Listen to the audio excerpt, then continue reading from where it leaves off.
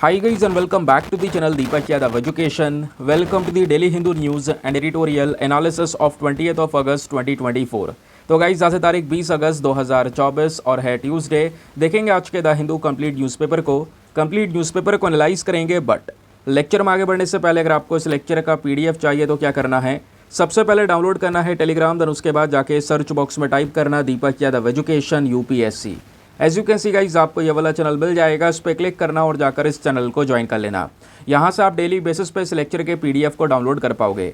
Now हमेशा की तरह हम लोग अपने लेक्चर को एक मैप के क्वेश्चन के साथ स्टार्ट करेंगे। तो आज आप सभी को मैप में जाकर देखना है गुआम आइलैंड को कहाँ पर है एग्जैक्टली लोकेटेड, इसको अच्छे से मैप में देखना। देन उसके बाद आकर नीचे कमेंट सेक्शन में टाइप करना, जिससे कि आप लोग इसको लंबे समय तक याद रख पाओगे।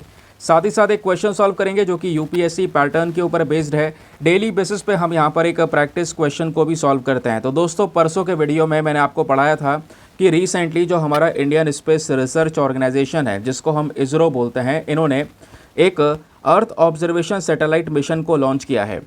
जिस बेसिस पे आपके पास में ये दो स्टेटमेंट्स हैं, तो बताना है इस पर्टिकुलर सैटेलाइट के रेफरेंस में दोनों में से कौन सा स्टेटमेंट सही है। पहला स्टेटमेंट बोलता है कि ये जो अर्थ ऑब्जर्वेशन सैटेलाइट है, इसको डिज़ाइन किया गया है ताकि जो हमारी अर्थ को ऑब्जर्व करने की कैपेबिलिटीज़ है उसमें और इम्प्रूवमेंट हो सके। दूसरा स्टेटमेंट बोलता है कि इस पर्टिकुलर मिशन में जो SAR है, that is synthetic aperture radar, ये एक पर्टिकुलर पेलोड भी इसका हिस्सा है। तो आपको बताना है दोनों में से कौन सा स्टेटमेंट सही है। नीचे ऑप्शन दिए गए हैं, option number A 1 only, B 2 only, C दोनों सही हैं या फिर D दोनों के दोनों गलत हैं। तो इसका सही आंसर सभी को नीचे कमेंट सेक्शन में देना है। एटलीस्ट सभी को उसमें पार्टिसिपेट करना है, जैसे मैं आप लोगों से डेली बेसिस पे बोलता हूँ। बाय द वे इसका जो करेक्ट आंसर है वो मैंने आपको टेलीग्राम पर प्रोवाइड करवा दिया है, वहाँ से भी आप इसको चेकआउट कर सकते हैं। और अगर वहाँ पर आंसर नहीं मिलता है तो भी कोई परेशान होने की ज़रूरत नहीं है, क्योंकि वीडियो के लास्ट में इसके करेक्ट आंसर का डिस्कशन हम लोग करेंगे। तो चलो शुभारंभ करते हैं और चलते हैं सबसे पहले थंबनेल वाले इम्पॉर्टेंट आर्टिकल की तरफ। तो दोस्तों रिसेंटली आपने इस प्रकार के बहुत सारे न्यूज़ आर्टिकल्स देखे होंगे जहां पे मेंशन किया जा रहा है भारत ने अपना खुद का स्वदेशी कामिकाजे ड्रोन को तैयार किया है, जिसकी रेंज 1000 किलोमीटर के आसपास है। तो GS paper number 3 defence and security के पॉइंट ऑफ व्यू से बहुत ही ज़्यादा इंपॉर्टेंट टॉपिक है। और बहुत सारे और भी ऐसे न्यूज़ आर्टिकल इकोनॉमिक टाइम्स वगैरह के अंदर भी आपने देखा होगा कि भारत का स्वदेशी यानी खुद का बनाया हुआ कामिकाजे ड्रोन। दोस्तों इन कामिकाजे ड्रोन को हम डू और डाई ड्रोन या फिर सुसाइड ड्रोन का नाम भी देते हैं। तो प्लीज़ इसको ध्यान रखिएगा, आगे मैं इसके बारे में बताऊंगा कि आखिरकार हम इसको ऐसा क्यों कहते हैं। तो 1000 किलोमीटर की रेंज अपने आप में बहुत ज़्यादा होती है। और आज का जो करंट सिनेरियो है, मॉडर्न वेरफेयर है, उसको देखते हुए इस पर्टिकुलर ड्रोन को तैयार किया गया है। अब दोस्तों होता क्या है ना, ऐसे कई बार आर्टिकल चर्चाओं में रहते हैं, फाइटर एयरक्राफ्ट, उसके अलावा हमारा फ्रीगेट्स, डिस्ट्रॉयर, फिर अब ड्रोन भी चर्चाओं में रहते हैं। तो डायरेक्ट क्वेश्चन इनसे संबंधित बनते हैं, जैसे INS अस्त्रधारिणी का क्वेश्चन आया था, यूपीएससी ने पूछा था, है ना। तो इसके बारे में बेसिक फैक्ट पता होना चाहिए कि कामिकाजे ड्रोन जो भारत ने तैयार किया है खुद से, उसके फीचर्स क्या हैं, उसकी कैपेबिलिटीज़ क्या हैं, किसने डिज़ाइन रेडी किया है, कौन सा इंजन है, ये वेरियस चीज़ें हैं जो पता होनी चाहिए। चलिए बताता हूँ। तो एग्ज़ाम में अगर इस कामिकाजे ड्रोन से रिलेटेड कोई क्वेश्चन आएगा तो जो डेटा मैं आपको दे रहा हूँ यहीं से आएगा। तो इंडिया ने अभी 78th इंडिपेंडेंस डे को सेलिब्रेट किया। इसी अवसर पर जो हमारे पास में एक इम्पॉर्टेंट बॉडी है जिसका नाम है NAL, that is national aerospace laboratories.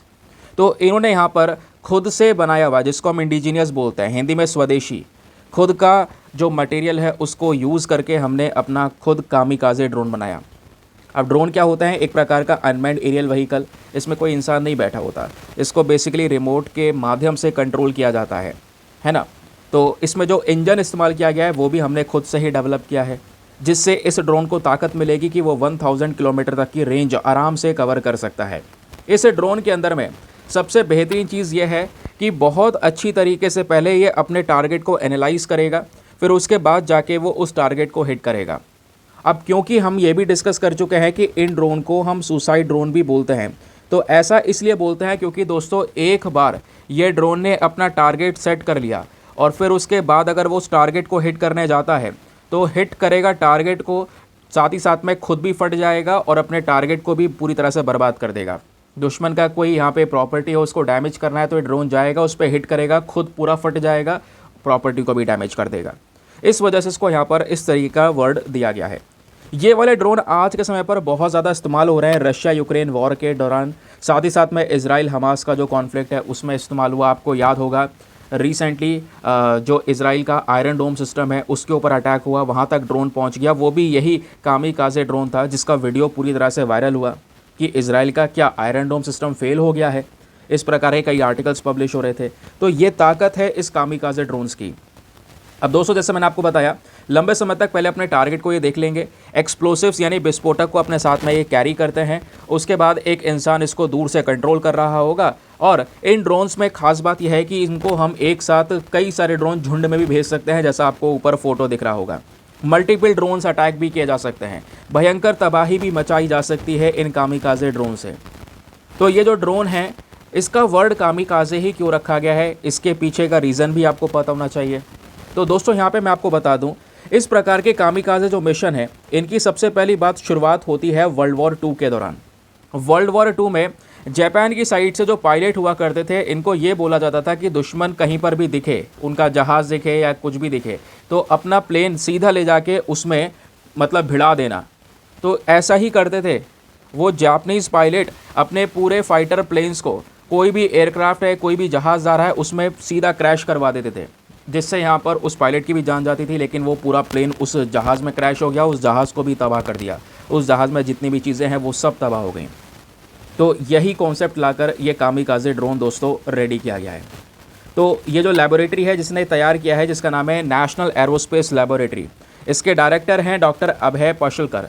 तो इन्होंने यहाँ पर ये बोला है कि इंडिया खुद से पूरी कंप्लीटली यहाँ पर इसको डेवलप तो कर रहा है, ये हमारे लिए गेम चेंजर होने वाला है। जो एक नया हमें एरा नज़र आ रहा है वॉर मशीन का, उसमें दोस्तों 21वीं सेंचुरी में एक सबसे बड़ा गेम चेंजिंग कॉन्सेप्ट है हमारे लिए। भारत का जो ये कामिकाज़े ड्रोन है दोस्तों, ये साइज़ में कितना बड़ा होगा, तो लगभग 2.8 मीटर्स लंबा है। इसका अगर आप पंख देखेंगे जो पर है, विंग स्पैन, वो लगभग 3.5 मीटर्स के आसपास है। इसका टोटल वज़न 120 केजी के आसपास है और 25 किलोग्राम तक जो विस्फोटक होता है उसको ये कैरी कर सकता है तबाही मचाने के लिए। तो जो यहाँ पर डायरेक्टर इसको तैयार कर रहे हैं, उन्होंने एनडीटीवी को कई सारी इन्फॉर्मेशन और भी बताई है। इन्होंने ये बोला है कि जो ड्रोन है इसके सबसे इम्पॉर्टेंट फीचर यह है कि 9 घंटे तक लगातार इसकी एंडोरेंस पावर है। यानी ड्रोन उड़ेगा तो ऑब्वियस सी बात है कितनी देर तक उड़ सकता है, तो 9 घंटे तक लगातार उड़ सकता है अगर हम इसको एक बार लॉन्च कर दें, और अपने टारगेट को अच्छे से एनालाइज करता रहेगा। फिर साथ में जब टारगेट सेट हो जाएगा तो जाकर उसमें ये सीधा हिट हो जाएगा। बाकी ये भी बताया जा रहा है कि भारत का जो एक कामिकाज़े ड्रोन है इसमें 30 हॉर्स पावर का वांकेल इंजन का इस्तेमाल किया गया है दोस्तों। और ये जो वांकेल इंजन है ये भारत की इसी नेशनल एरोस्पेस लेबोरेटरी ने खुद से डिज़ाइन भी किया है और डेवलप भी किया है। तो इस वजह से इसकी चर्चाएं ज़्यादा रेलिवेंट होती हैं हमारे लिए। फिर कंटिन्यूसली 1000 किलोमीटर तक ये ड्रोन ट्रैवल कर सकता है। इसकी जो टोटल स्पीड है वो 180 किलोमीटर प्रति घंटा, 180 किलोमीटर प्रति घंटे की स्पीड से ये ड्रोन चल सकता है। और सबसे इंटरेस्टिंग फीचर इसमें पता है क्या है, जो ये भारत का वर्जन वाला ड्रोन हम तैयार कर रहे हैं, यहाँ पे जीपीएस सिस्टम इस्तेमाल नहीं करेंगे। जैसे आप समझते हो ये जीपीएस सिस्टम जो है ये अमेरिकन बेस्ड सिस्टम है, इसी का मोबाइल में आप यूज़ कर रहे हैं, मैपिंग वगैरह जहाँ पे भी आपको देखना होता है क्या चीज़ कहाँ पे लोकेटेड है वो जीपीएस सिस्टम से चेक कर रहे हैं। ऐसा भारत ने खुद का अपना सिस्टम भी तैयार कर रखा है जिसको बोलते हैं नैविक। तो ये जो पर्टिकुलर ड्रोन है दोस्तों, ये इंडिया का नैविक वाला सिस्टम इस्तेमाल करेगा मैपिंग को पकड़ने के लिए, अपने टारगेट्स को हिट करने के लिए। इस प्रकार के ड्रोन करंट समय पर कई सारे कंट्रीज़ के थ्रू यूज़ किए जा रहे हैं। ये भारत के लिए भी एक इम्पॉर्टेंट स्टेप बन सकता है। क्लियर हो गया? तो कोई भी एग्जाम के अंदर क्वेश्चन आएगा इन ड्रोन से संबंधित तो आप उसको आराम से सॉल्व कर पाएंगे। तो ध्यान रखिएगा, ऐसे आपने आर्टिकल पढ़ना है, आपने आर्टिकल भी पढ़ा, साथ ही साथ ढेर सारा उसका बैकग्राउंड इन्फॉर्मेशन भी पढ़ा। तो इसी तरीके से पूरा न्यूज़पेपर आपका इस वीडियो में कवर किया जाएगा और डेली कवर किया जाता है। और मैं आपको बता दूं, अगर आप अच्छे से वीडियो फॉलो कर लेते हैं तो आपको जाके अखबार पढ़ने की ज़रूरत नहीं है। दोबारा टाइम वेस्ट क्यों करोगे यार? सब चीज़ें मैं यहाँ पे प्रोवाइड करवा रहा हूँ विद प्रॉपर नोट्स, जो अखबार में भी नहीं मिलेगा, उससे हटकर पॉइंट्स भी आपको मिल रहे हैं रेडीमेड तरीके से। बहुत टाइम आपका बच जाता है, तो टाइम वेस्ट ना करें, वापस जाके आराम से वीडियो देखें, उसके बाद रिविज़न ज़रूर करें। बाकी आगे बढ़ने से पहले एक और इंपॉर्टेंट इन्फॉर्मेशन, अगर आप लोग हमारे पेड ग्रुप्स को ज्वाइन करना चाहते हैं तो आपके पास में बढ़िया मौका है इसको ज्वाइन करने के लिए। यहाँ पर आपको डेली बेसिस पे करंट नोट्स के पीडीएफ वगैरह प्रोवाइड करवाए जाते हैं। फॉर एग्जांपल, जैसे भी आपने देखा ड्रोन के बारे में पढ़ा, वैसे ही आज हम लोग 8-10 आर्टिकल्स और पढ़ेंगे with proper data, proper notes. वो सभी नोट्स दोस्तों आपको एक प्रिंटेबल फॉर्म के पीडीएफ में इस ग्रुप में प्रोवाइड करवा दिया जाता है। एक ऐसा पीडीएफ मिलता है जहाँ पे हिंदी और इंग्लिश दोनों भाषाओं में कंटेंट होता है, तो दोनों मीडियम के एस्पिरेंट्स के लिए हेल्पफुल है। ऐसा ग्रुप आपको मिल जाता है जहाँ पे आपका सभी करंट अफेयर्स का कंटेंट सिक्योर हो जाता है। किसी ने नोट्स बनाए नहीं बनाए, न्यूज़पेपर पढ़ा नहीं पढ़ा, वीडियो देखा नहीं देखा, लेकिन आपके नोट्स डेली बेसिस पे इस ग्रुप में अपडेट होते हैं और डेट वाइज पड़े हुए हैं। किसी भी तारीख का पीडीएफ उठाओ, डाउनलोड करो, पढ़ो, डिलीट करो। अनलिमिटेड ऑप्शंस आपके पास में अवेलेबल हैं, तो स्टोरेज का कोई दिक्कत आपके पास में होगा नहीं आपके डिवाइस में। बाकी ग्रुप को ज्वाइन करने का जो फ़ी पेमेंट है वो भी बहुत मिनिमम है, just 499 for the lifetime access. जब तक आपका सिलेक्शन ना हो जाए तब तक आप 499 में इस ग्रुप को ज्वाइन करके रख सकते हैं। ज्वाइन कैसे करना है, पहले व्हाट्सएप पर जाना, यहाँ पर आपको एक नंबर दिया गया है 8534873368। इस नंबर पर मैसेज कर देना कि हाँ I want to join this group. वहाँ पे आपको रिप्लाई मिलेगा, पेमेंट का प्रोसेस दिया जाएगा, और उससे ज़्यादा इंपॉर्टेंट दोस्तों आपके पास में डेमो वीडियो का ऑप्शन भी है। आपको डेमो वीडियो का लिंक मिलेगा, पूरा वीडियो अच्छे से देख लेना, चेक कर लेना मुझे कहाँ पर किस तरीके से फ़ायदे होंगे। अपने आप को कंप्लीटली सेटिस्फाई करना, जब संतुष्ट हो जाओ अच्छे से उसके बाद जाकर ये इन्वेस्टमेंट करना दोस्तों। बाकी मेक श्योर ये कर दिया करो यार, वीडियो पे जो लाइक का बटन है उसको प्रेस कर सकते हैं, उसमें कोई चार्ज नहीं जाता है। 5000 लाइक्स का टारगेट है, आप सभी लोग मिलकर उसको सपोर्ट कर सकते हैं। साथ ही साथ में 6 लाख सब्सक्राइबर्स का हमारा एक बड़ा मिशन भी है, उसको भी जल्द से जल्द आप पूरा करवा सकते हैं। चलिए आगे आते हैं नेक्स्ट आर्टिकल पर। ना दोस्तों, अगला आर्टिकल हमारा पेज नंबर 10 पर है, और इस आर्टिकल को GS paper number 2 international relations के साथ में हम लिंक कर पाएंगे। आर्टिकल क्या बात करता है, देखिए अभी ना रशिया और यूक्रेन और भी चर्चाओं में आएगा। एक बहुत बड़ी विजिट होने वाली है, हमारे प्राइम मिनिस्टर नरेंद्र मोदी जी अभी विजिट पर जाएंगे पोलैंड में, और पोलैंड के बाद वहीं से वो यूक्रेन में भी जाने वाले हैं। ये बहुत इंपॉर्टेंट विजिट होने वाली है, आने वाले समय पर देखेंगे रशिया इसके प्रति क्या जवाब देता है। क्योंकि एक तरफ हम देख रहे हैं कि रशिया यूक्रेन का वॉर चल रहा है लंबे समय से, यूक्रेन को सपोर्ट मिल रहा है वेस्टर्न कंट्रीज़ का लगातार, जिसकी वजह से यहाँ पर यूक्रेन इतने समय तक रशिया के सामने टिक भी पाया। फिर उसके बाद आपने देखा होगा, अभी थोड़े दिनों पहले की बात है, जब prime minister Narendra Modi Russia गए, रशिया में उनकी विजिट भी हुई, व्लादिमीर पुतिन के साथ में बातचीत भी की। तो रशिया के साथ में तो ऑलरेडी हमारी अभी एक विजिट हो चुकी है, लेकिन अभी कुछ ही दिनों के भीतर भीतर हम वापस से, यानी प्राइम मिनिस्टर अब यूक्रेन जाने वाले हैं, यूक्रेन में डिस्कशन होंगे। अब यूक्रेन जाएंगे तो ऐसा नहीं है पहली बार व्लादिमीर जेलेंस्की के साथ में बातचीत होगी, नहीं। आपको पता होना चाहिए पीएम मोदी और जो यूक्रेन के लीडर हैं व्लादिमीर जेलेंस्की, इनके बीच में कई बार डिस्कशंस हो चुके हैं, बातचीत हो चुकी है। आप देख पाओगे जून के महीने का ये पूरा फोटो है, जो G7 समिट हुआ था बेसिकली, उस दौरान का ये फोटो आपको नजर आएगा। तो आने वाले समय पर रशिया के स्टेटमेंट्स के ऊपर में हमारी एक बड़ी नज़र होने वाली है। देखेंगे रशिया यहाँ पर इस विजिट को लेकर क्या बोलता है। इस आर्टिकल में जो सबसे अहम चीज़ है दोस्तों, वो यहाँ पे आप ये वाली पैरा में देख पाओगे। जैसे मैंने बोला कि ये विजिट होने वाली है 21 अगस्त से, तो आज 20 अगस्त है, तो कल दोस्तों यहाँ पे पीएम मोदी पोलैंड जाएंगे। 21 और 22 अगस्त तक वो पोलैंड रहने वाले हैं, और 23 अगस्त को यूक्रेन जाएंगे।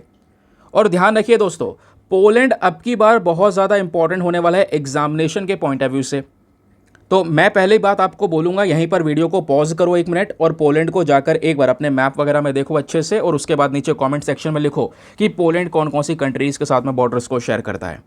जल्दी करो ये काम।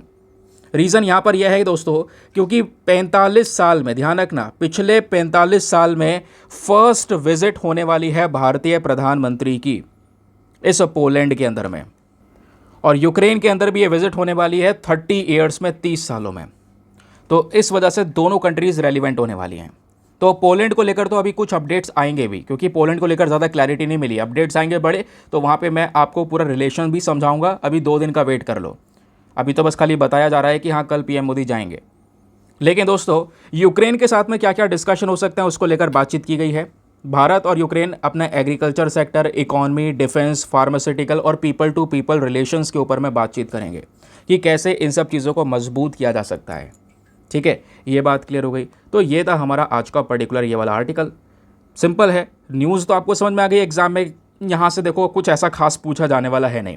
अगर एग्जाम में कुछ पूछा गया तो डायरेक्टली आपसे पूछा जाएगा, जैसे यूक्रेन और भारत के रिलेशन, क्योंकि रशिया यूक्रेन के और इंडिया रशिया के रिलेशन आपने बहुत पढ़ लिए होंगे, बहुत चर्चाओं में है। आपको इंटरेस्टिंग तरीके से पढ़ना होगा भारत और यूक्रेन के संबंध किस तरीके से इस्टेब्लिश हुए हैं, और इसको अलग से पढ़ने के लिए कहीं जाना नहीं है। आप देखिए सब कुछ यहाँ पे आपको नोट्स के फॉर्म में प्रोवाइड करवाया है। भारत और यूक्रेन के रिलेशन, सबसे पहले इनके रिलेशन शुरू कैसे होते हैं, डिप्लोमेटिक रिलेशंस की हम बात कर रहे हैं। देखिए, जो आज के समय पर यूक्रेन है, वो एक समय पर सोवियत यूनियन का हिस्सा हुआ करता था। सोवियत यूनियन, जिसकी हम यूएसएसआर भी बोलते हैं, ठीक है, बहुत बड़ा देश। लेकिन हुआ क्या, यही सोवियत यूनियन 1991 के अंदर में टूटकर बिखर गया। 15 देश बने इसमें से, जिसमें से एक देश दोस्तों यूक्रेन भी बनता है, ठीक है, ध्यान रखिएगा। तो सोवियत यूनियन से टूटने के बाद में दोस्तों यूक्रेन बना। जैसे ही सोवियत यूनियन टूटा, यूक्रेन बना, भारत सरकार ने तुरंत यहाँ पे यूक्रेन को एज अ इंडिपेंडेंट कंट्री का एक टैग दे दिया था। हमने एक्सेप्ट कर लिया था कि हाँ, यूक्रेन एक आज़ाद देश है। और इसका एक्सेप्टेंस वही उसी साल, जिस साल यूएसएसआर टूटा, उसी साल 1991 में दिसंबर के महीने में यूक्रेन को एज अ कंट्री एक्सेप्ट किया भारत ने। तो ये आप समझ सकते हैं, यहीं से रिलेशन और गहरे होते चले गए। फिर धीरे धीरे करके जैसे जैसे साल बीतते चले गए, भारत की जो एम्बेसी है वो यूक्रेन में खोली गई 1992 के अंदर में। फिर यूक्रेन ने अपनी एम्बेसी खोल दी न्यू दिल्ली के अंदर में 1993 में। लगातार साल ब साल रिलेशंस मजबूत होते चले गए और आज भी भारत और यूक्रेन दोनों फ्रेंडली रिलेशंस को मेंटेन करके चलते हैं। एजुकेशन के मामले में, स्पेस कोऑपरेशन के मामले में, म्यूचुअल लीगल असिस्टेंस के मामले में।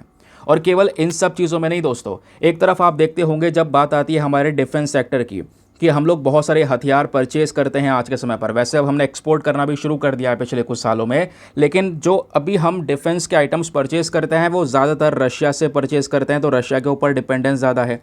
लेकिन आपको पता है कि डिफेंस रिलेशंस में यूक्रेन भी दोस्तों एक इम्पॉर्टेंट सोर्स है भारत के लिए मिलिट्री टेक्नोलॉजी का। तो यूक्रेन से भी कई सारे प्रकार के जो हथियार है वो हमने परचेज़ किए हैं जब से यूक्रेन आज़ाद हुआ है। अच्छा, यूक्रेन से क्या परचेज़ कर लिया हमने, तो यूक्रेन ने हमारे लिए R-27 air to air missiles manufacture की है। ये हम इस्तेमाल कर रहे हैं, हमारी इंडियन एयरफोर्स आज इसका यूज़ कर रही है अपने Su-30 MKI फाइटर्स के अंदर में। साथ ही साथ में केवल यूक्रेन हमको हथियार नहीं बेचता, हम भी यूक्रेन को जो ज़रूरतमंद वेपन्स है वो भी सेल करते हैं। ये भी आपको ध्यान रखना होगा। इस वजह से दोनों देशों के डिफेंस कोऑपरेशंस काफ़ी ज़्यादा मजबूत हो जाते हैं। अब बात आती है व्यापार की। दोनों देशों के बीच का जो व्यापार है वो कहाँ पर स्टैंड करता है। देखिए, इंडिया यूक्रेन के लिए एक बहुत बड़ा एक्सपोर्ट डेस्टिनेशन है। यूक्रेन बहुत सारा सामान हमको बेचता है, बहुत सारा सामान एक्सपोर्ट करता है। उसके अलावा इंडिया भी काफ़ी कुछ एक्सपोर्ट करता है यूक्रेन में। जो हम एक्सपोर्ट करते हैं उसमें फार्मास्यूटिकल्स प्रोडक्ट सबसे ज़्यादा आपको नजर आएंगे। फिर दोनों देशों के कल्चर रिलेशंस को एक बार आप देख पाएंगे दोस्तों। यहाँ पे बोला यह जाता है कि 30 अलग अलग यूक्रेनियन जो कल्चरल एसोसिएशंस हैं, इससे ज़्यादा यहाँ पे अलग अलग ग्रुप्स हैं जो पूरे यूक्रेन में फैले हुए हैं, और वहाँ पे इंडिया के कल्चर को प्रमोट किया जा रहा है। भारत के जो डांस वगैरह हैं वो प्रमोट किए जा रहे हैं। बताया जाता है कि लगभग 18,000 के आसपास इंडियन स्टूडेंट्स जो करंट समय पर यूक्रेन के अंदर में अपनी पढ़ाई कर रहे हैं, मेडिकल की पढ़ाई कर रहे हैं। जब ये रशिया यूक्रेन का वॉर शुरू हुआ था तो यूक्रेन से कई सारे स्टूडेंट्स को लेकर आया गया था भारत, याद होगा, है ना। उतना ही नहीं, भारत के जो बिजनेस प्रोफेशनल्स हैं वो करंट समय पर यूक्रेन में काम कर रहे हैं, pharmaceuticals, IT, engineering, medicine, education के सेक्टर में। तो इनके रिलेशंस किस तरीके से एस्टेब्लिश हुए वो तो हमने अभी तक समझा। लेकिन दोस्तों, दोनों के इन संबंध के अंदर में कुछ चुनौतियां भी हैं, चैलेंजेस भी हैं। जैसे चैलेंज वही रशिया यूक्रेन का वॉर जो शुरू हुआ, और स्पेशली सबसे बड़ी दुविधा हमारे सामने खड़ी हुई यूक्रेन को लेकर साल 2014 में, क्योंकि साल 2014 वो समय था जब यूक्रेन का एक हिस्सा जिसका नाम है क्रीमियन पेनिनसुला, उस क्रीमिया वाले हिस्से को रशिया ने कब्जा लिया। अब भारत किसका सपोर्ट करे, किसका ना सपोर्ट करे, यहाँ पे हमारे लिए चैलेंज इकट्ठा हुआ, क्योंकि हम रशिया के साथ में भी अच्छे रिलेशंस मेंटेन करते हैं, साथ ही साथ में यूक्रेन के साथ भी रिलेशंस मेंटेन करते हैं। क्लियर हो गया। तो अभी करंट समय पर यह चैलेंज हो सकता है। दूसरा चैलेंज यहाँ पर यह हो सकता है, हम कई सारी प्रकार की जो मिसाइल्स हैं या कई सारे और भी डिफेंस आइटम्स यूक्रेन से परचेज करते हैं, तो उसको लेकर रशिया नाराज़ हो सकता है। तो हमें यहाँ पर कैसे बैलेंस करना होगा, ये भी हमारे सामने एक बहुत बड़ा चैलेंज है। ठीक है, तो ध्यान रखिए, इन्हीं संबंधों को मजबूत किया जाएगा आगे के मीटिंग्स के अंदर में। बाकी पोलैंड के साथ में जो भी मीटिंग्स एग्रीमेंट्स होंगे वो 2 दिन बाद हमारे सामने आ ही जाएंगे, तो एक अलग से स्पेशल उसका रिलेशन फिर से मैं समझाऊंगा। चलिए आगे आते हैं नेक्स्ट आर्टिकल पर। ना दोस्तों, नेक्स्ट आर्टिकल पर आते हैं। सेम ये भी पेज नंबर 10 के ऊपर ही है, ध्यान रखिएगा। GS पेपर नंबर 3 एनवायरमेंट के पर्सपेक्टिव से इसको हम पढ़ने वाले हैं।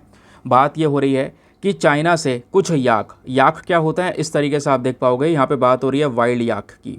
ठीक है, तो चाइना से कुछ याक जो दो हैं वो इंडिया में आ चुके हैं, स्पेशली लद्दाख वाले रीजन में, जिसको लेकर ये आर्टिकल करंट समय पर पब्लिश किया गया है।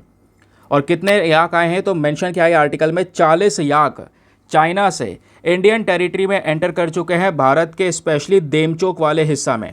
देमचोक वाला वो पर्टिकुलर रीजन है जहां पे साल 2020 से लेकर अभी तक विवाद चल रहा है भारत और चाइना के बीच में। कहां पर है, एक बार मैप में देख लेते हैं हम लोग। तो दोस्तों पहले तो ये फ़ोटो देख सकते हो, ये है वो याक जो कि 40 याक चाइना से भारत में एंटर कर चुके हैं, स्पेशली देमचोक वाले हिस्से में।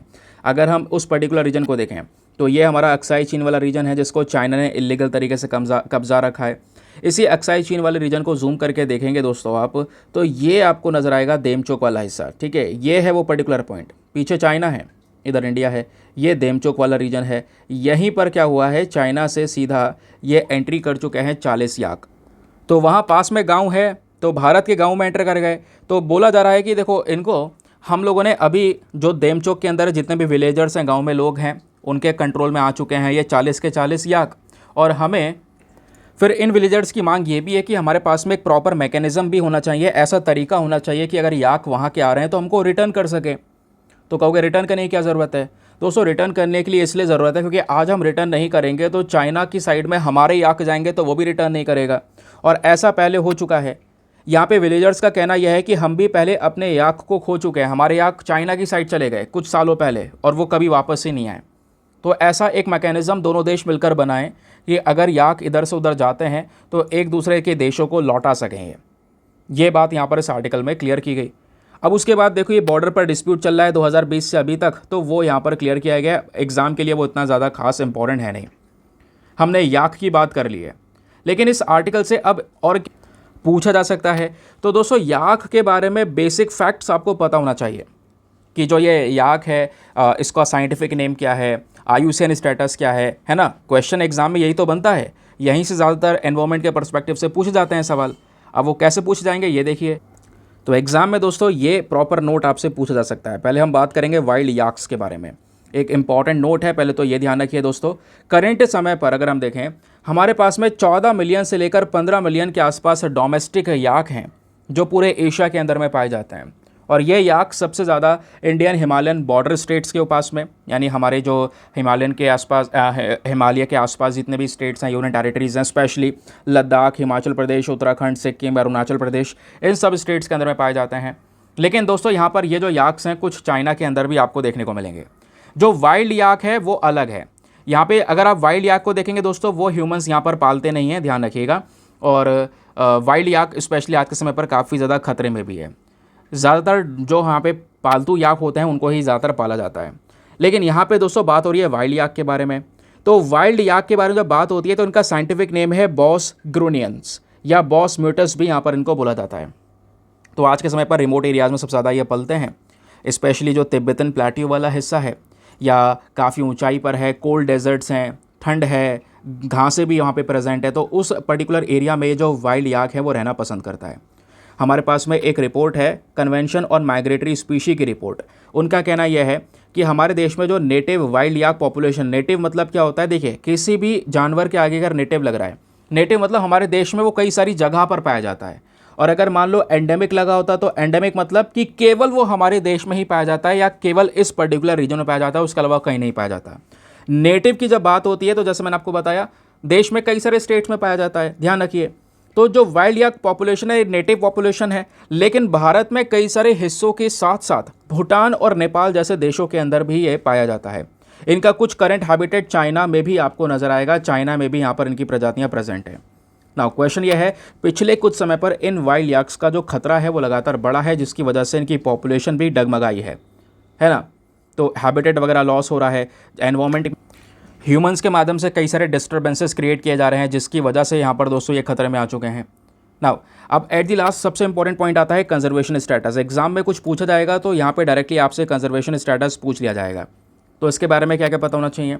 जो वाइल्ड याक है इनको IUCN के रेड लिस्ट में वल्नरेबल कैटेगरी में कवर किया है, यानी पॉपुलेशन इनकी डगमगा रही है, खतरे में है, तो प्रोटेक्शन की ज़रूरत है। बाकी साइट्स के अंदर में अपेंडिक्स 1 में कवर किया है, यानी इन वाइल्ड याक का जो इंटरनेशनल ट्रेड होता है वो आप नहीं कर सकते, उसके ऊपर में कई सारे प्रकार के रिस्ट्रिक्शंस आपको फेस करने पड़ेंगे। फिर उसी तरीके से दोस्तों यहाँ पर हमारा आता है wild life protection amendment act 2022। तो इस पर्टिकुलर अमेंडमेंट एक्ट के अंदर में शेड्यूल 1 में कवर किया है, यानी इस याक को हाई प्रोटेक्शन प्रोवाइड करवाई गई है। और हाई प्रोटेक्शन का मतलब यह है इसका कोई शिकार नहीं कर सकता, शिकार करेगा तो उसके ऊपर में हाई पेनल्टीज़ को चार्ज किया जाएगा। ठीक है, ये आपको इसके बारे में क्लियर हो गया। तो आर्टिकल भी पढ़ा आपने, अब आर्टिकल से क्या एग्जाम में पूछा जाएगा वो क्लियर हो गया। इस तरीके से आपको करंट अफेयर्स को अपने स्टैटिक पोर्शन के साथ में लिंक कर करके पढ़ना है। चलिए आगे आते हैं। अब ये देखिए दोस्तों, पेज नंबर 12 पर दो आर्टिकल आपको एक साथ देखने को मिलेंगे जो कि इंपॉर्टेंट है। सबसे पहला ये वाला है, एनवायरमेंट के पर्सपेक्टिव से रेलिवेंट है, ये आपका हेल्थ के पॉइंट ऑफ व्यू से रेलिवेंट है। यहाँ पे तो खैर एमपॉक्स वायरस यानी ये मंकी पॉक्स की बात की जा रही है। अब मंकी पॉक्स को लेकर हमने परसों पूरा आर्टिकल डिस्कस किया है, थंबनेल भी लगाया है, आप उसको एक बार चेकआउट कर सकते हैं। अभी के समय पर एक अपडेट यह आ चुका है कि जो मंकी पॉक्स का आउटब्रेक है भारत में, वो हो सकता है, खतरा पैदा हो सकता है, क्योंकि वर्ल्ड हेल्थ ऑर्गेनाइजेशन ने दुनिया भर में इमरजेंसी डिक्लेयर कर दी है। 116 देशों के अंदर में मंकी पॉक्स वायरस के केसेस पाए जा रहे हैं। शुरुआत होती है डेमोक्रेटिक रिपब्लिक ऑफ कॉन्गो से, और आज कई सारे अफ्रीकन कंट्रीज़ में, दर्जनों अफ्रीकन कंट्रीज़ में यह केस फैल चुका है। तो भारत में भी फैलने का खतरा है, बट करंट समय पर इसका खतरा बहुत ज़्यादा लो है, ऐसा हमारे ऑफिशियल्स का कहना है। ठीक है, तो इसको लेकर अभी पीएम मोदी ने भी नज़र रखी है, उसको मॉनिटर कर रहे हैं कि मंकी पॉक्स को लेकर बिल्कुल भी स्थिति देश में ख़राब ना हो। समझ गए? तो वही यहाँ पर अपडेट है, इसके अलावा कुछ ऐसा नहीं है। आप न्यूज़ में देखो, अपडेट कुछ ना कुछ डेली बेसिस पे होता रहेगा, तो बार बार पढ़ने से अच्छा है भी देखो मंकी पॉक्स और भी कई बार कवर किया जाएगा, तो हम वापस से रिवीजन कर लेंगे। अभी 2 बार हमने कवर किया, मैं आपको बता रहा हूँ। परसों वाला वीडियो ओपन कीजिए, थंबनेल लगा हुआ है। सबसे पहला ये आर्टिकल डिस्कस किया है, आपको अच्छे से हर एक चीज़ समझ में आ जाएगी। ठीक है, अभी फिलहाल एक नया आर्टिकल और नया अपडेट हमारे सामने ये है, जो क्लीन गंगा मिशन है दोस्तों, ये अपने गति से कहीं गुना स्लो पेस पे चल रहा है, ऐसा यहाँ पे बोला जा रहा है। यानी कि जिस तरीके से यहाँ पे इस मिशन को काम करना चाहिए था, उस तरीके का वर्क हमको नज़र आ नहीं रहा। कई सारे प्रोजेक्ट्स करंट समय पर पेंडिंग पड़े हुए हैं। तो आर्टिकल में जो जैकॉब कोशी राइटर हैं, उन्होंने क्या क्या मेंशन किया, आइए आपको बताता हूँ। देखिए, हमारे पास में मिशन है national mission for clean Ganga. ठीक है, ये हमारी सेंट्रल गवर्नमेंट का एक इम्पॉर्टेंट प्रोजेक्ट है, जिस प्रोजेक्ट के तहत हमारा मेन टारगेट यह है कि जो हमारी गंगा नदी है, और गंगा के साथ साथ गंगा की जितनी भी ट्राइब्यूटरीज यानी उनकी सहायक नदियाँ हैं, उन सबको साफ़ सुथरा किया जा सके। ये हमारा मेन पर्टिकुलर टारगेट है, और इसके लिए कई सारे प्रोजेक्ट्स भी हम लोगों ने स्टार्ट किए हैं, और वो सभी प्रोजेक्ट की शुरुआत 2015 से हो चुकी है। जितने भी प्रोजेक्ट आए हैं नदियों को साफ़ करने के लिए, ध्यान रखिए, वो नमामि गंगे मिशन का हिस्सा हैं। और अभी करंट समय पर अगर हम देखते हैं तो कई सारा पैसा, लगभग 37,550 करोड़, 37,550 करोड़ रुपए दोस्तों यहाँ पे अलग अलग प्रोजेक्ट्स के अंदर में, नमामि गंगे प्रोजेक्ट्स के अंदर में खर्चे जा रहे हैं। जिसमें से अभी तक अगर हम देखेंगे 18,000 करोड़ रुपए खर्चा गया है, जो कि रिकॉर्ड दिखाते हैं। फिर भी जो काम है वो बहुत ही ज़्यादा स्लो बेसिस पे हुआ है, या खर्चा बहुत ही स्लो हो रहा है। तो इस बेसिस पे यहाँ पे, मतलब मैंने पहले ही बोल दिया कि जितनी गति से हमें साफ़ सफाई करनी थी, उतनी साफ़ सफाई हो नहीं पाई है। तो इसकी पेस को हमें बढ़ाना होगा। यहाँ पे बोला जा रहा है कि जो क्लीन गंगा का प्रोजेक्ट है, इसमें एक साल में 15 से 16 प्रोजेक्ट्स के ऊपर काम चल रहा है, और हमने अभी पिछले 7 सालों में 112 प्रोजेक्ट्स पूरे किए हैं। थोड़ा सा स्पीड और बढ़ाना होगा, जिसके बेसिस पे ये जो मोस्ट क्रिटिकल प्रोजेक्ट है, इस पूरे मिशन को हमें अपना जो पूरा टारगेट सेट किया है वहाँ तक पूरा करना होगा। क्योंकि अभी भी दोस्तों हो क्या रहा है, बहुत सारी गंदगी इन नदियों के अंदर में है, स्पेशली गंगा नदी की हम लोग बात कर रहे हैं। तो इसको साफ़ करने में अभी भी काफ़ी ज़्यादा समय हमको लगने वाला है। तो वो पर्टिकुलर चीज़ इस आर्टिकल में एक्सप्लेन की गई। लेकिन एग्ज़ाम के पॉइंट ऑफ व्यू से अगेन वही चीज़ है, यहाँ पे कुछ नहीं पूछा जाएगा। लेकिन अगर कुछ पूछा गया तो आपसे national mission for clean Ganga के बारे में पूछा जाएगा। ये पर्टिकुलर मिशन है क्या, कब लॉन्च किया गया, मेन उद्देश्य क्या है इस मिशन का, या नमामि गंगे प्रोग्राम के बारे में पूछा जाएगा, ये क्या है। दोनों दोस्तों आपस में जुड़े हुए हैं, ध्यान रखिएगा। साथ ही साथ में गंगा नदी के बारे में बात करेंगे। चलिए एक एक करके शुरुआत करते हैं। तो आर्टिकल में कई सारे पार्ट्स के बेसिस पे डिस्कशन रहेगा। तो सबसे पहले तो दोस्तों हम लोग बात करने वाले हैं नमामि गंगे प्रोग्राम के बारे में। ये एक इंटीग्रेटेड कंजर्वेशन मिशन है। नाम से पता चल रहा है कंजर्वेशन, यानी कि हम लोग स्पेशली गंगा नदी की सुरक्षा के लिए इस मिशन को लेकर आए हैं। ये भारत सरकार ने जून 2014 के अंदर में इस पर्टिकुलर प्रोग्राम को एक अप्रूवल दिया, जिसके बाद हमारा मेन पर्पज़ ये था कि जो हमारी गंगा नदी है उसको वापस से नया किया जा सके, और उसकी प्रोटेक्शन और पोल्यूशन को उसमें कम किया जा सके। समझ गए? अब जो ये पूरा यहाँ पे नमामि गंगे प्रोग्राम जो दोस्तों हम बात कर रहे हैं, ठीक है, इसको ऑपरेट किया जाता है हमारे डिपार्टमेंट ऑफ वाटर रिसोर्स के अंडर में। ध्यान रखिए, ये पर्टिकुलर डिपार्टमेंट काम करता है, और जब आपसे डिपार्टमेंट पूछा जाएगा तो ये नाम देंगे। आपसे पूछा जाएगा कि भैया कौन से मंत्रालय के अंडर में आता है ये मिशन, तो बताइए, तो वो है मिनिस्ट्री ऑफ जल शक्ति। ये भी ध्यान रखिएगा। ये जो प्रोग्राम है नमामि गंगे प्रोग्राम, इसको पूरी तरह से लागू किसने किया है? लागू किया है national mission for clean Ganga के माध्यम से। ध्यान रखिए, मैं इसलिए बोल रहा था कि national mission for clean Ganga और नमामि गंगे प्रोग्राम दोनों आपस में इंटरलिंक हैं। कि नमामि गंगे प्रोग्राम को लागू ही यहाँ पर इस पर्टिकुलर मिशन के तहत किया गया है। समझ गए, ये बात ध्यान रखिएगा। देखिए, जो नमामि गंगे प्रोग्राम हो गया या हमारा national mission for clean Ganga हो गया, इसमें हमने कई हज़ारों करोड़ रुपए खर्च करने की बात की, अलग अलग प्रोजेक्ट्स लगाने की बात की। और इस प्रोग्राम में जो हमारा मेन पिलर है कि जितना भी यहाँ पर सीवेज ट्रीटमेंट इंफ्रास्ट्रक्चर है वो बनाना, जहाँ पे गंदगी की सफाई की जाएगी, river front development, river surface की सफाई करना, बायोडाइवर्सिटी, पेड़ पौधे लगाना, पब्लिक अवेयरनेस फैलाना, और जितना भी इंडस्ट्री से पोल्यूशन निकलना है उसको रोकना, ये हमारा मेन पर्पज़ है बेसिकली इस पर्टिकुलर नमामि गंगे प्रोग्राम के तहत। और जैसे मैंने आपको बोला कि इसको इम्प्लीमेंट कर रहा है national mission for clean Ganga. तो क्या है national mission for clean Ganga? ये पर्टिकुलर मिशन वो है जो कि कहीं ना कहीं आज के समय पर हमारा एक अथॉरिटी को रूल करने का काम करती है। एक अलग से बॉडी बनी हुई है, national Ganga river basin authority, ठीक है, तो उसको भी इम्प्लीमेंट करती है ये पर्टिकुलर हमारा मिशन। और ध्यान रखिए दोस्तों, ये जो यहाँ पर मिशन है ना, जैसे मैंने आपको बोला कि ये पर्टिकुलर मिशन हो गया, नमामि गंगे प्रोग्राम हो गया, ये अथॉरिटी हो गई, इन सब का मेन पर्पज़ ये है गंगा नदी को साफ़ करना। मेन पिलर्स के बारे में ऑलरेडी मैंने डिस्कशन किया है, ये मेन पिलर्स मैंने आपको पहले ही बता दिए हैं, वही पिलर्स वापस से डिस्कस किए गए हैं जो हमारे इस मिशन के हैं, ठीक है। अब गंगा नदी के बारे में देखिए, ज़्यादा अवेयरनेस फैलाना, लोगों को समझाना, गंगा नदी के किनारे जो लोग बसे हुए हैं उन लोकल कम्युनिटीज़ को यहाँ पर एक रोज़गार प्रोवाइड करवाना, ये सब हमारा मेन पर्पज़ होने वाला है इस पर्टिकुलर मिशन के तहत। फिर एट दी लास्ट दोस्तों, यहाँ पे आपको गंगा नदी के बारे में पता होना चाहिए कि गंगा रिवर सिस्टम कैसे काम करता है। देखिए, गंगा नदी की जब बात करते हैं तो इसको हम कह सकते हैं कि कहीं से बनकर नहीं आती है दोस्तों, ये कुछ नदियाँ मिलती हैं, उसके बाद जो है ये गंगा नदी नाम दिया जाता है। जो गंगा नदी है ये कई सारी ट्रिब्यूटरीज़ के थ्रू ज्वाइन की जाती है, कई सारी सहायक नदियाँ इसमें आके मिलती हैं। मैं आपको मैप के ज़रिए समझाता हूँ, तब आपको बढ़िया तरीके से समझ में आएगा। दोस्तों, आई होप आपने पंचप्रयाग का नाम सुना होगा, ठीक है। अब जब पंचप्रयाग के नाम की बात आती है तो यहाँ पे 5 इंपॉर्टेंट नदियाँ हैं, ठीक है। तो यहाँ पे आप देख पाएंगे जैसे बद्रीनाथ के पास में से यहाँ पर एक नदी आती है, बद्रीनाथ से निकलती है यहाँ पर अलकनंदा, केदारनाथ से आती है यहाँ पर मंदाकिनी, गंगोत्री से निकलती है भागीरथी, और यमुनोत्री से निकलती है यमुना। ये कुछ इंपॉर्टेंट नदियाँ हैं जो दोस्तों यहाँ से निकलती हैं। और ध्यान रखिए, बद्रीनाथ के पास से ही आती है धौली गंगा। तो धौली गंगा आती है और आकर अलकनंदा में मिल जाती है। तो धौली गंगा और अलकनंदा जहाँ पे मिलती हैं दोस्तों, ये बनता है एक प्रयाग जिसको नाम दिया जाता है विष्णु प्रयाग, ठीक है। फिर उसके बाद में दोस्तों यहाँ पे जो नदी मिल गई आपस में, मिलने के बाद जो तीसरी नदी बनकर निकली है उसको नाम दिया गया है अलकनंदा ही नाम दिया गया है। अब ऐसा क्यों होता है, ध्यान रखना दोस्तों, इसके पीछे का एक कॉन्सेप्ट है। मान लीजिए 2 नदी आकर मिल रही हैं, अब 2 नदी आके मिल रही हैं और तीसरी नदी यहाँ पर फिर बनकर आती है, सीधे निकलती है, तो इसका नाम कैसे रखा जाता है? देखिए, जो 2 नदी आकर मिल रही हैं इनमें से जो सबसे ज़्यादा गहरी नदी है, जैसे यहाँ पर अलकनंदा गहरी है, तो अगर इस वाली से अलकनंदा गहरी है तो सिंपल सी बात है उसी का नाम आगे कंटिन्यू रहेगा और वही नाम चलता रहेगा। अब मान लीजिए यहाँ पर गहराई दोनों की बराबर है, ज़्यादा कोई फ़र्क नहीं है, तो एक नया नाम दे दिया जाता है इस तीसरी नदी को। तो फिलहाल यहाँ पे आप देख पाएंगे अलकनंदा गहरी है तो भले ही धौली गंगा आके मिल गई, लेकिन अलकनंदा बनकर इस तरीके से चलती रही आगे, ठीक है। इसी तरीके से नंदाकिनी आती है बीच से और उसके बाद आके वो भी अलकनंदा में मिल जाती है। फिर पिंदर गंगा आके दोस्तों यहाँ पर अलकनंदा में मिल जाती है। तो हुआ क्या, अभी के समय पर अलकनंदा लगातार गहरी नदी है। जैसे आप देख पाओगे नंदाकिनी आती है और नंदाकिनी जहाँ पे अलकनंदा से मिलती है वहाँ पे नंद प्रयाग बनता है। फिर ऐसे ही पिंदेर गंगा जहाँ पे आके मिलती है अलकनंदा से, वहाँ पे करण प्रयाग बनता है।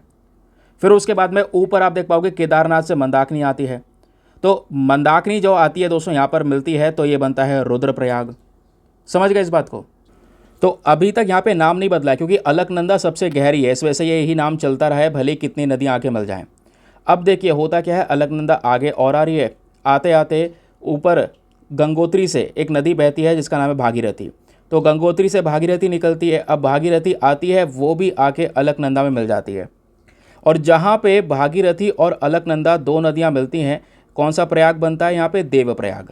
अब देखिए दोनों की यहाँ पे जो गहराई है वो बराबर हो जाती है, तो इन दोनों के मिलने के बाद जो तीसरी नदी बनकर आती है वो कहलाती है हमारी गंगा, ठीक है।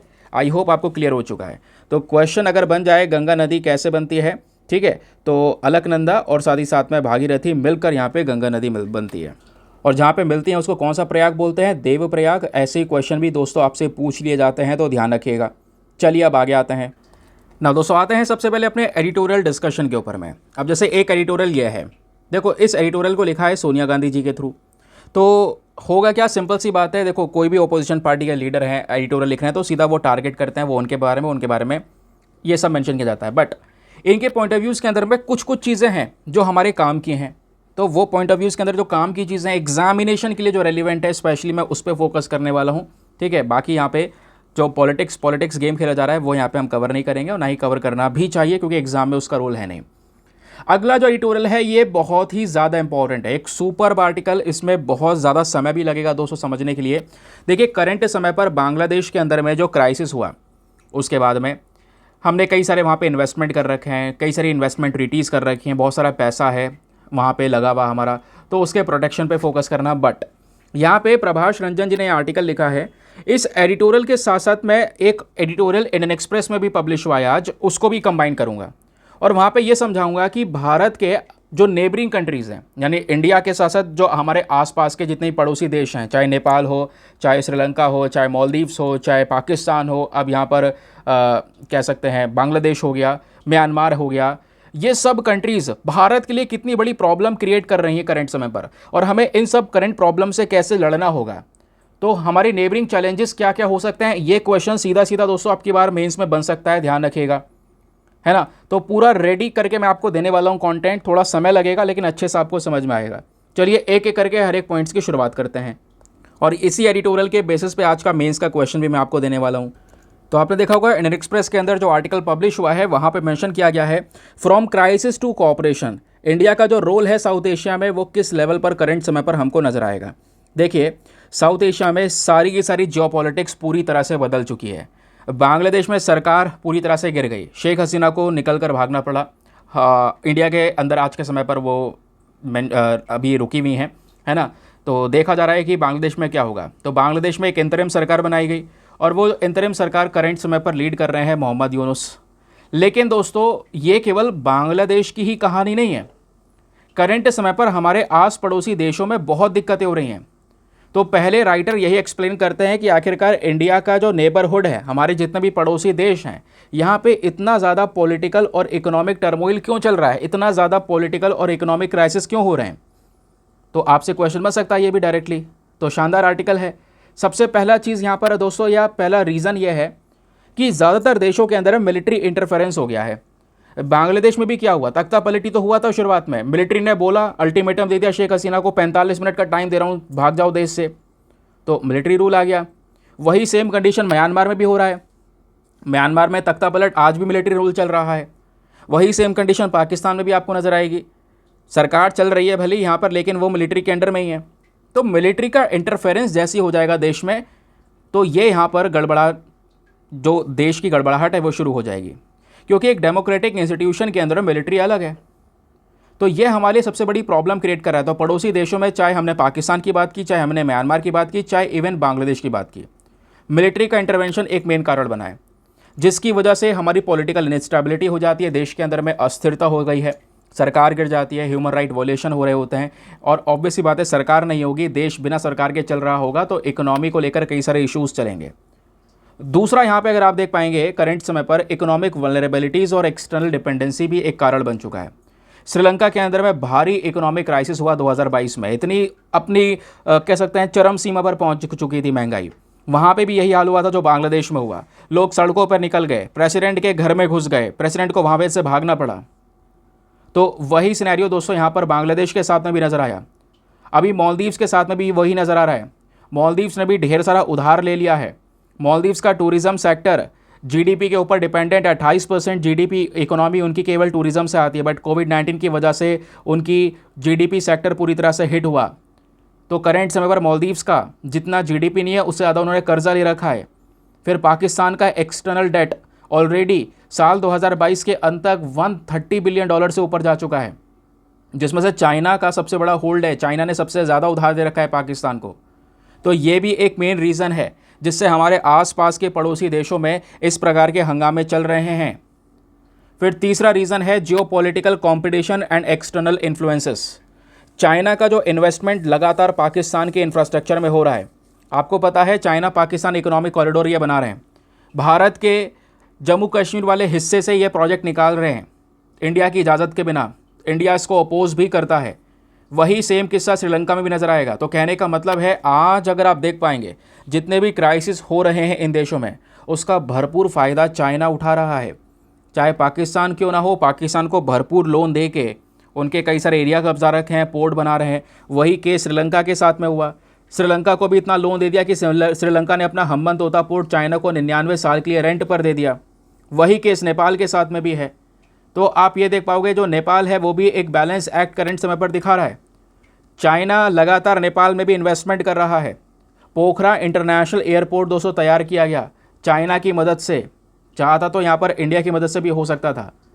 तो ये कहीं ना कहीं करंट समय पर और बड़ी प्रॉब्लम हमारे लिए हो सकती है। फिर सबसे बड़ी दिक्कत है क्लाइमेट चेंज और एनवायरमेंटल चैलेंज।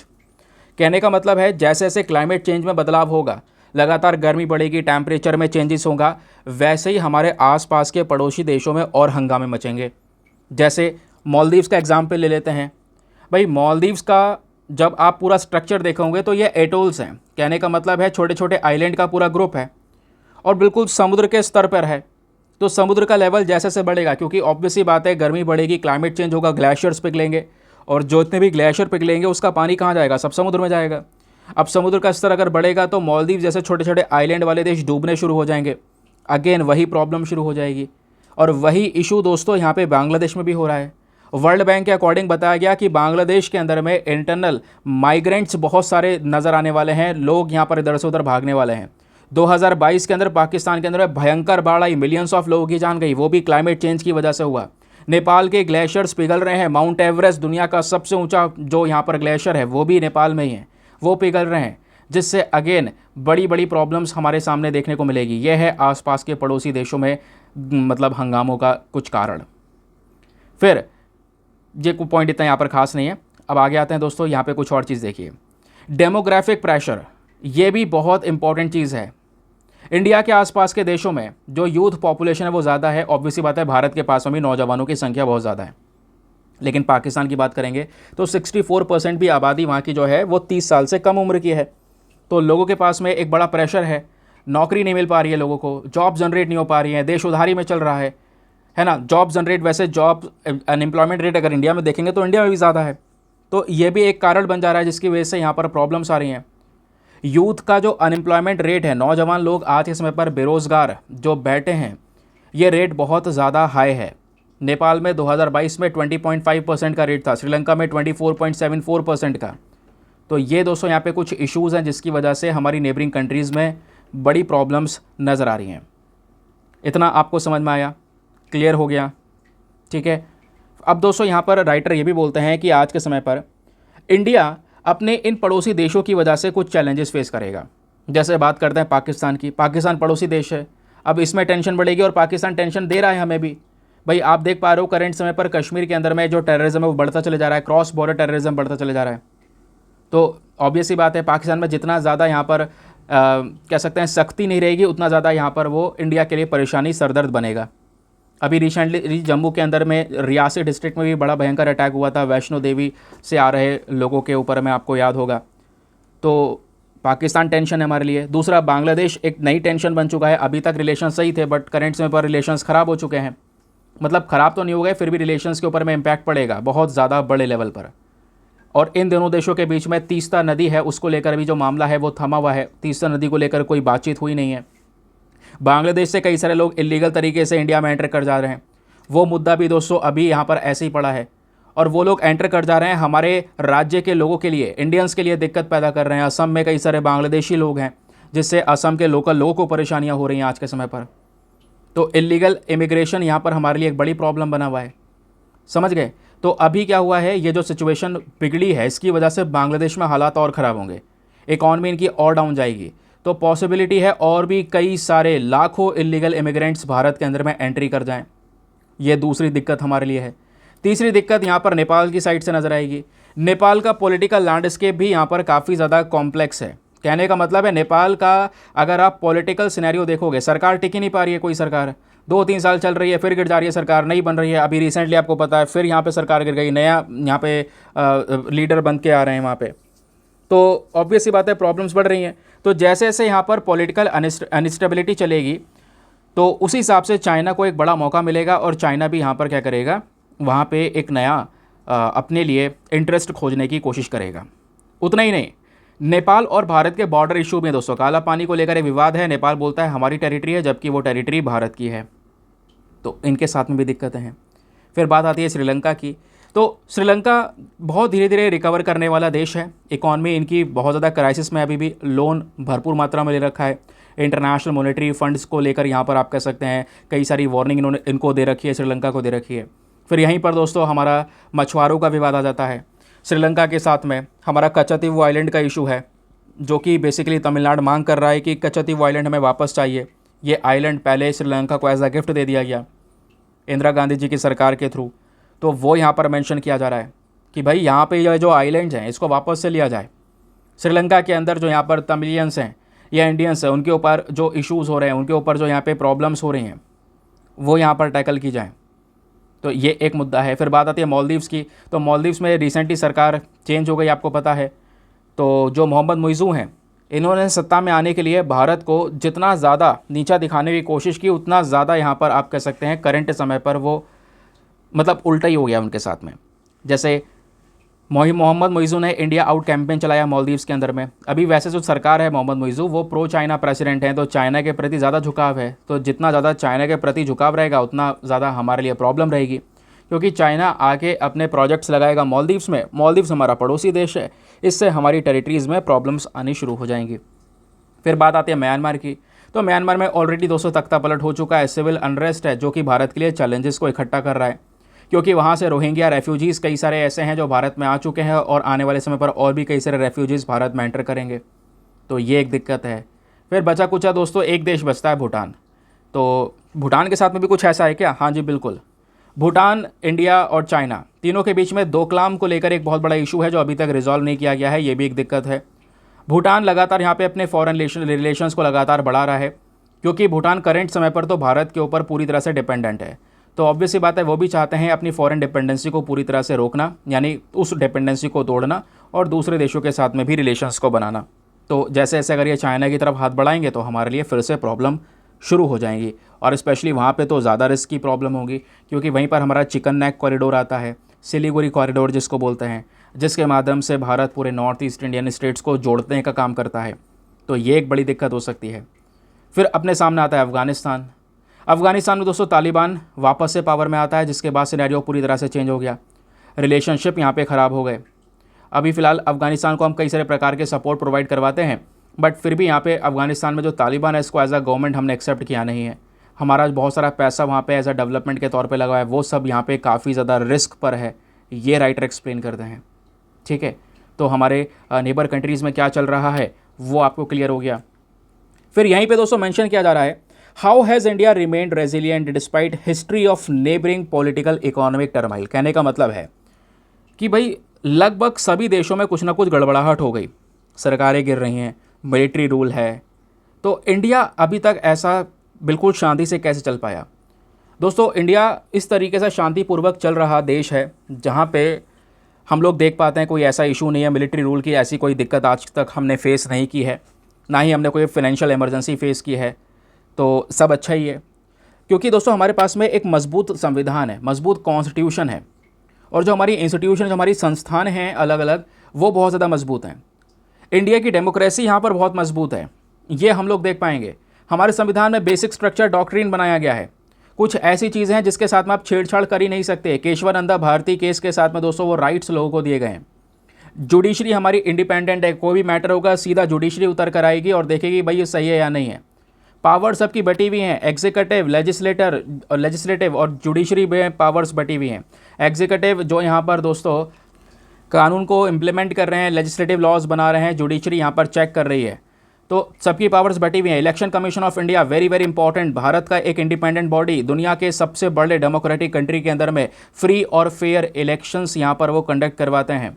तो ये सब चीज़ें हैं इंडिया में, इतने सारे इंस्टीट्यूशन हैं, हमारा डेमोक्रेसी इतना मजबूत है कि ऐसी दिक्कत ना आई है और ना ही कभी आगे आएगी भी। राइट टू इन्फॉर्मेशन का एक्ट लोगों को मिल जाता है, सरकार को लेकर कोई जानकारी निकालनी है तो आरटीआई के माध्यम से आप उसको फाइल करके निकाल सकते हैं, है ना। ये आप यहाँ पर दोस्तों देख पाएंगे। उसके अलावा डिजिटल रिवॉल्यूशन काफ़ी तेज़ी से हुआ है इंडिया के अंदर में, कई सारे इंटरनेट यूज़र्स भी आपको लगातार बढ़ते हुए नजर आएंगे।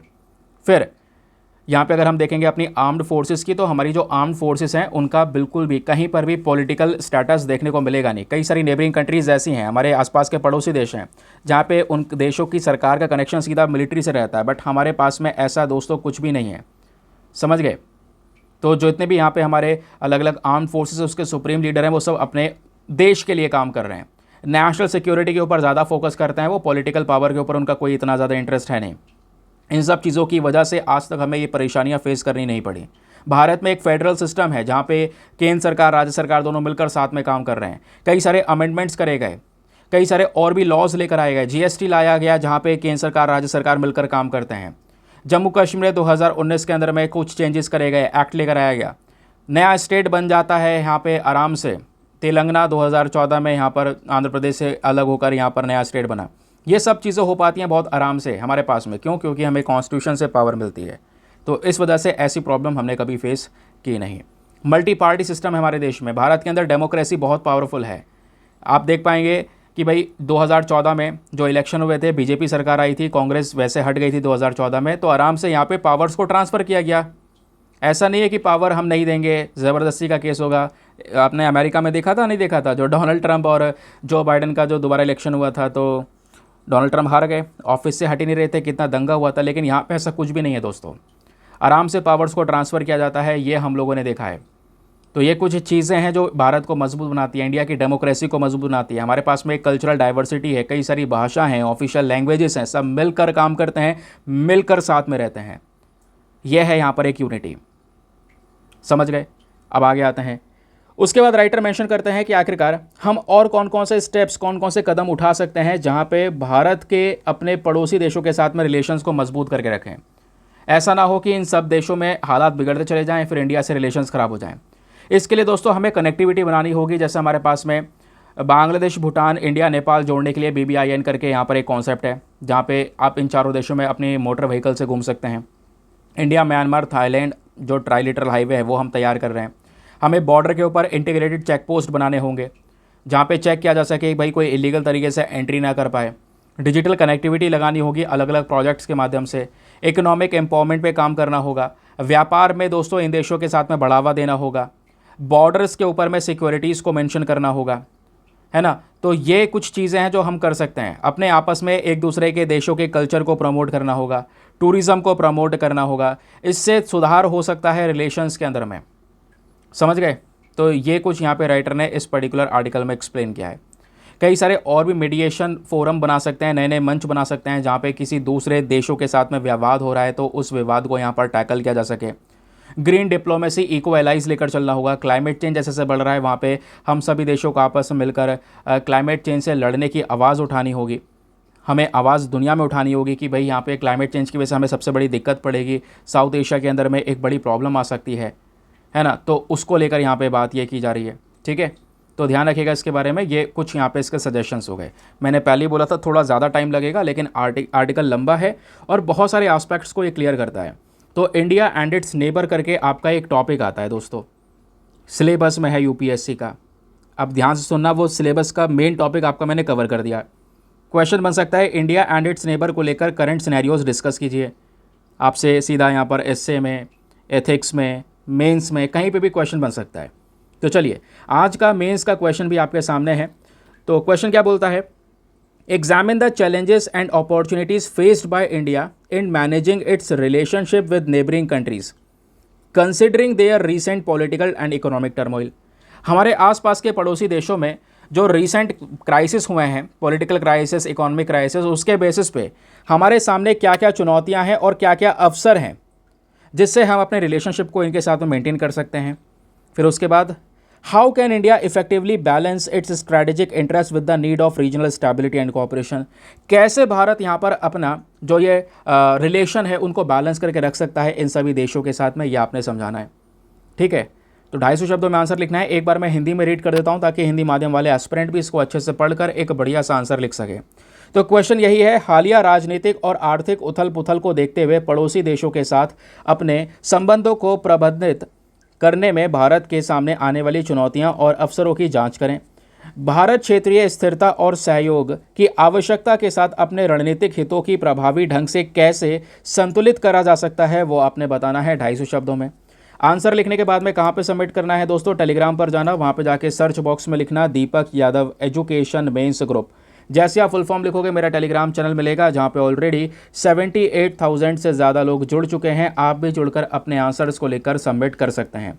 अपने आंसर को जब आप सबमिट करेंगे तो साथ ही साथ में एक छोटा सा काम और करना है, एटलीस्ट सभी लोग को 2-2 आंसर्स रिव्यू करने हैं।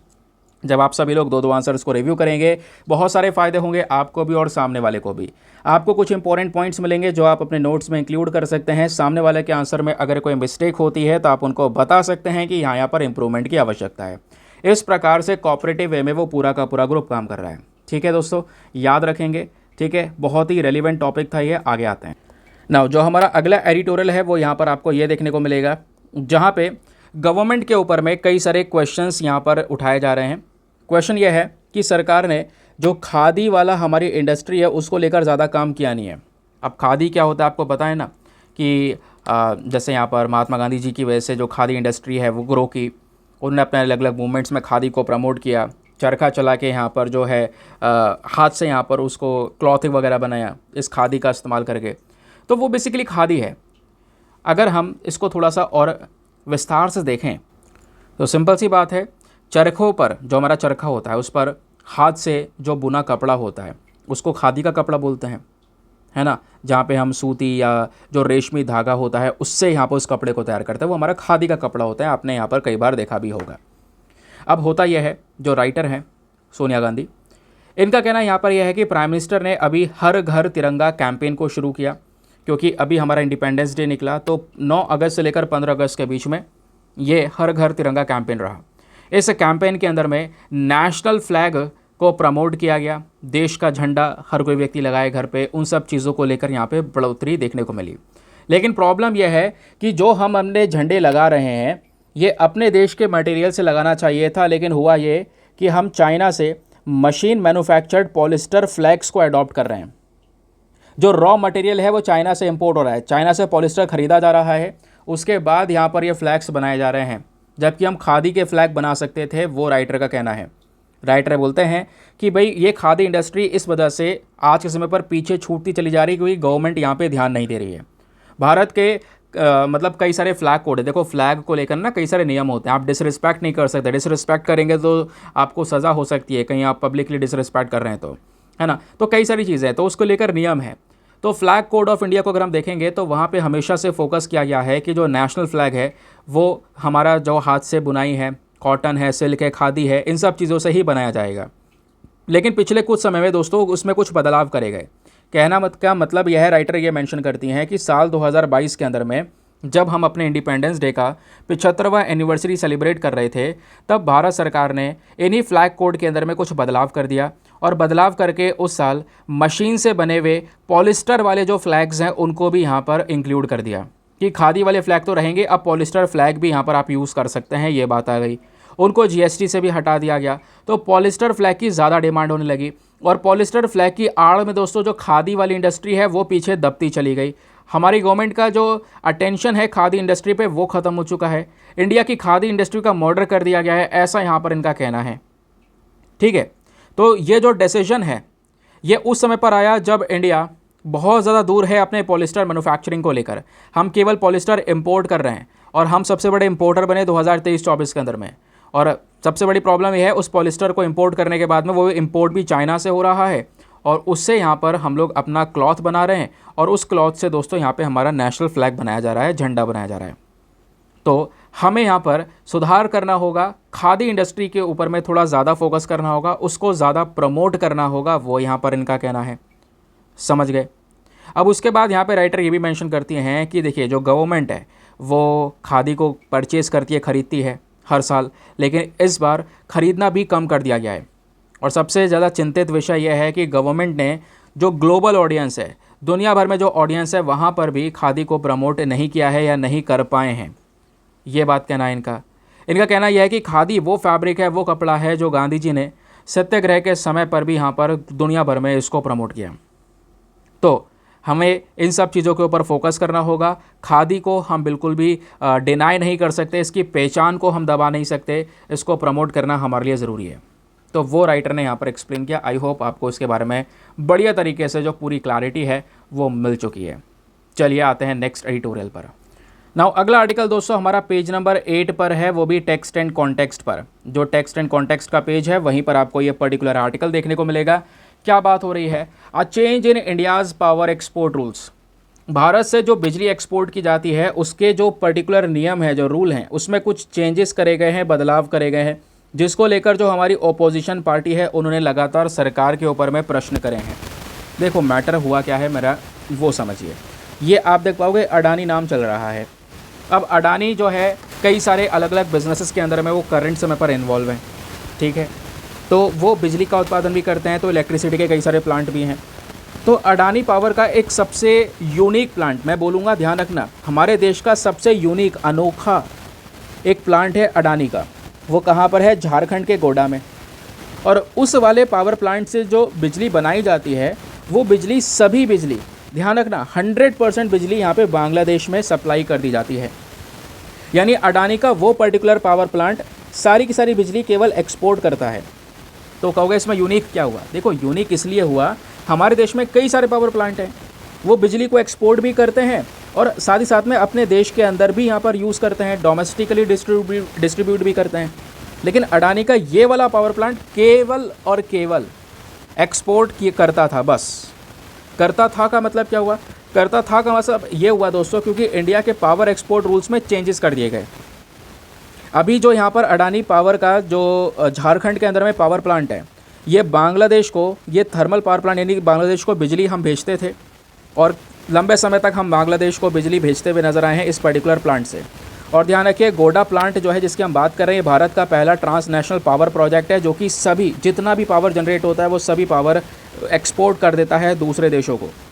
लेकिन ये तो बात हो गई, हम सबसे ज़्यादा बांग्लादेश को एक्सपोर्ट कर रहे थे। अब हमने दूसरी तरफ देखा, बांग्लादेश में हालात हो चुके हैं ख़राब, है ना, रिलेशंस हो चुके हैं ख़राब, बांग्लादेश की इकॉनमी को झटका लग रहा है और आगे और भयंकर झटका लगेगा, ये हम सब एक कन्फर्मेशन के साथ में कह सकते हैं, जिस तरीके से बांग्लादेश के हालात देखने को मिले। तो आने वाले समय पर हो सकता है बांग्लादेश खुद मना कर दे कि भाई हमारे पास में पैसा नहीं है, हम बिजली नहीं परचेज़ कर सकते आपसे, ठीक है। तो फिर अडानी पावर जो प्लांट है झारखंड के अंदर में, वो प्लांट तो बेकार हो जाएगा यार, क्योंकि ऑब्वियस सी बात है वो सभी 100% एक्सपोर्ट कर रहे थे, अब एक्सपोर्ट कर नहीं सकेंगे वो, तो पावर प्लांट बेकार हो जाएगा, वो लॉस में चला जाएगा, घाटा हो जाएगा, जो लोग काम कर रहे हैं उनकी नौकरियाँ चली जाएंगी वहाँ पे। तो दोस्तों यहाँ पे नए गाइडलाइंस लाए गए और नए गाइडलाइंस के अंदर में यहाँ पर क्या कर दिया गया, चेंजेस कर दिए गए और अडानी पावर को ये बोला गया कि इनका ये वाला जो पावर प्लांट है वही झारखंड गोड्डा वाला, ये क्या कर सकता है, ये अब हमारे देश के अंदर भी बिजली को डिस्ट्रीब्यूट कर सकता है।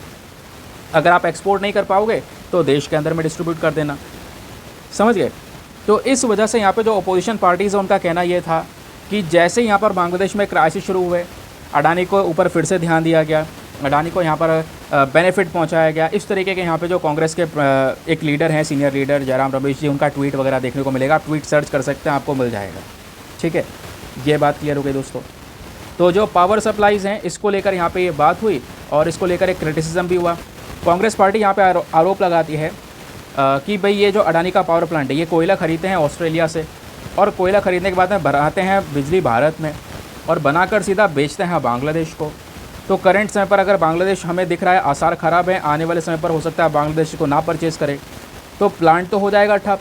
प्लांट ठप ना हो इसलिए यहाँ पे रूल्स के अंदर में जो चेंजेस हैं उसके हिसाब से क्या होगा, ये प्लांट चलता रहेगा, लोगों को जो रोज़गार मिला इस प्लांट के अंदर वो रोज़गार बना रहेगा, सिंपल सी बात है। और वो बिजली दोस्तों हम अपने देश के अंदर में ट्रांसमिट कर पाएंगे, देश के अंदर में वो बिजली सप्लाई कर पाएंगे। बस खाली ये एक नियम के अंदर में चेंज हुआ है, ठीक है। क्लियर हो गया ना ये नियम क्या है? आई होप आपको इसके बारे में सभी चीज़ें अच्छे से समझ में आ चुकी हैं। चलिए आगे आते हैं नेक्स्ट आर्टिकल पर। फिर दोस्तों हमारे पेज नंबर 9 पर एक फ़ोटो भी आपको नज़र आएगा, एक और एडिटोरियल है टेक्स्ट एंड कॉन्टेक्स्ट का, जहाँ पे बात हो रही है बन्नी ग्रासलैंड के बारे में। तो बन्नी ग्रासलैंड जो कि गुजरात के कच्छ वाले हिस्से में है, वो ग्रासलैंड पे कई सारी प्रॉब्लम्स आई हैं। प्रॉपर तरीके से वहाँ पे घासें सबसे ज़्यादा नज़र आती हैं, है ना, लेकिन वो काफ़ी ज़्यादा खतरे में है पिछले कुछ समय से। तो उनको रिस्टोर करने की बात की है कि उनको जल्द से जल्द रिस्टोर किया जा सकता है, हमें रिस्टोरेशन के ऊपर फोकस करना चाहिए। क्योंकि इंडिया के अंदर में जितना भी घासों वाला क्षेत्र है, जो ग्रास लैंड है, वो 8 लाख स्क्वायर किलोमीटर का रीजन है। यानी कि कहने का मतलब हमारे देश में जितना भी लैंड एरिया है, जितना भी ज़मीन का हिस्सा है, उसका 24% के आसपास दोस्तों ग्रासलैंड्स वाले हिस्से हैं जहाँ पे घासें हैं। उसमें बनी ग्रासलैंड भी एक इम्पॉर्टेंट योगदान देता है।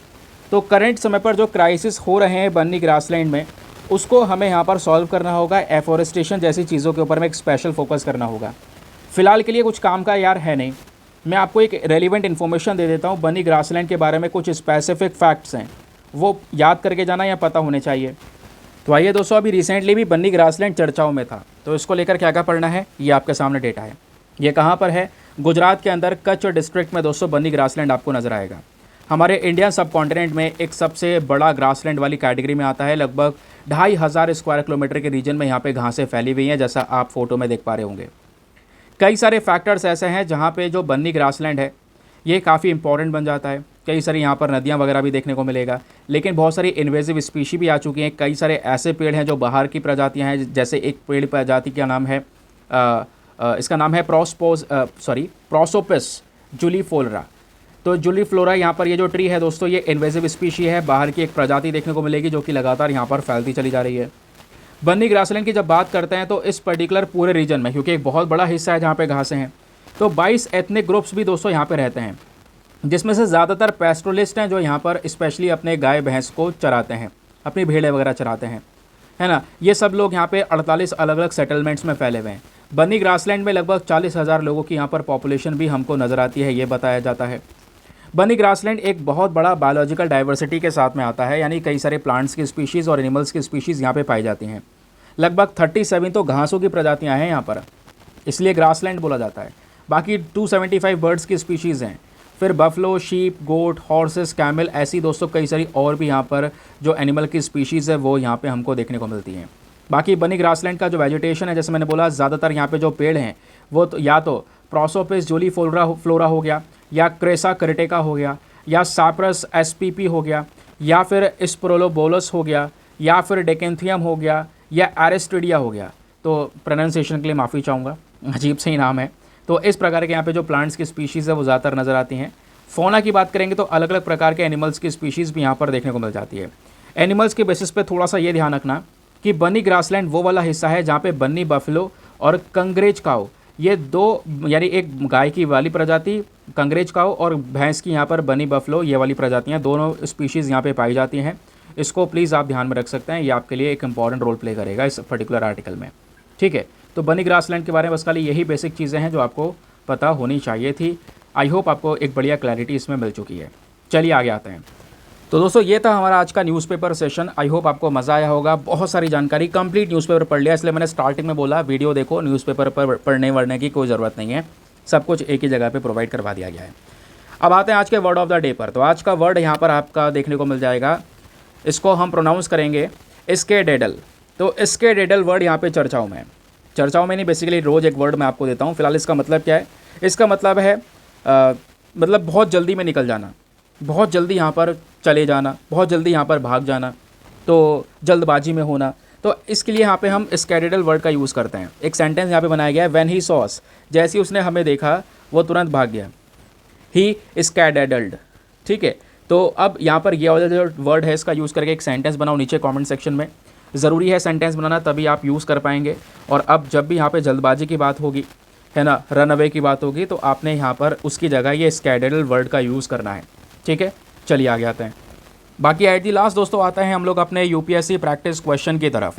एक इम्पॉर्टेंट क्वेश्चन जो कि स्टार्टिंग में आपसे पूछा गया था कि जो अर्थ ऑब्जर्वेशन सैटेलाइट मिशन है, इसके रेफरेंस में जो आपके पास में दो स्टेटमेंट्स हैं, बताइए दोनों में से कौन सा स्टेटमेंट सही है।